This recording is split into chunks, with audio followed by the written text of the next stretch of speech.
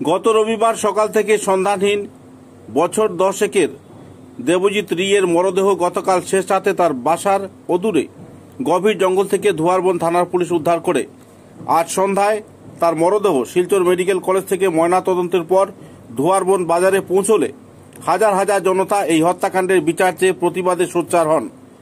প্রতিবাদী জনতার কণ্ঠে ধ্বনিত হয় দেবজিৎ রিয়ের হত্যাকারীদের ফাঁসি চাই। এই জঘন্য হত্যাকাণ্ডের সাথে যুক্ত অপরাধীদের বিচার ফাস্ট ট্র্যাক কোর্টে সম্পন্ন করতে হবে। শিশু হত্যাকারীদের কোনোভাবেই রেহাই দেওয়া চলবে না। ধোয়ারবন বাজার থেকে থানার সামনে জমায়েত হয়ে প্রতিবেশী জনতার স্রোত দক্ষিণ টিলা পর্যন্ত গিয়ে সম্পন্ন হয়। মিছিলে অংশগ্রহণ করা এলাকার বিশিষ্ট সংগ্রামী নেতা এসইউসিআই কমিউনিস্ট দলের ধোয়ারবন আঞ্চলিক কমিটির সম্পাদক মাধব ঘোষ বলেন, যোগীরবন্দ এলাকার স্কুল পড়ুয়া শিশু দেবজিৎ রি এর পিতা দিলীপ রি তার দলের একজন সক্রিয় কর্মী এবং অত্যন্ত অমায়িক প্রকৃতির একজন শ্রমজীবী মানুষ।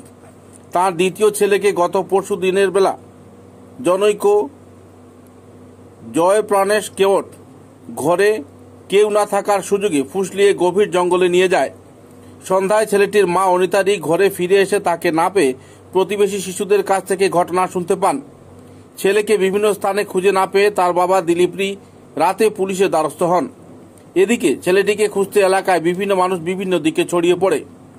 এদেরই একদল যথাক্রমে স্বপন বাউরি, সন্তোষ আকুড়া এবং গৌরা সবর হত্যাকাণ্ডের মূল অপরাধী জয়প্রকাশ কেওটকে পালই বাগানে গিয়ে পাকড়াও করে ধোয়ারবন থানায় নিয়ে আসতে চাইলে সেখানকার জনতা ভুল বুঝে তাদের আটকে রেখে ধলাই থানায় খবর দিলে পুলিশ তাদেরকে আটকে রাখে।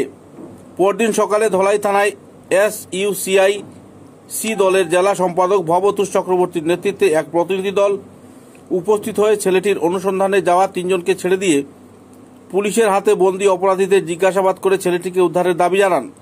গতকাল রাত 10টা নাগাদ ধোয়ারবন থানার ওসি ধলাই থানার আটক সবাইকে নিয়ে তার থানায় এসে মূল অপরাধীকে নিয়ে তদন্ত শুরু করেন এবং শেষ রাতে ছেলেটির মরদেহ গভীর জঙ্গল থেকে উদ্ধার করতে সফল হন।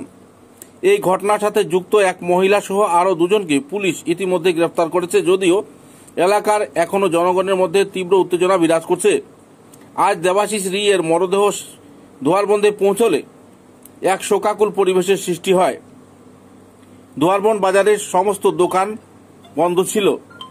দেবজিৎ রি এর পিতা দিলীপ কুমার রি, মা অনিতা সিং এবং এসইউসিআই সি দলের আসাম রাজ্য কমিটির অন্যতম সদস্যা তুষার পুরকাস্ত, জেলা সম্পাদক ভবতোষ চক্রবর্তী, মাধব ঘোষ, AIKKMSS এর লক্ষ্মীচরণ আকুড়া, AI